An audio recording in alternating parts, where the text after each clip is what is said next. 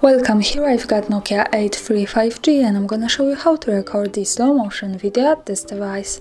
So let's start by tapping on the camera button to open it, and for now we are in the standard photo mode. Let's change it by using this settings bar and just simply going to the left here to this button. So here we get access to other modes of this camera, and one of this is the slow motion, so let's pick it.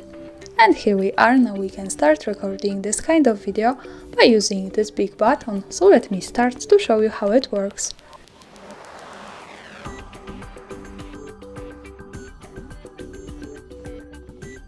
And now let's start by tapping again on this button. To see the video, let's move to the right corner at the bottom to this one, so we get quick access to the gallery, and now we can play our slow motion video by tapping on the center.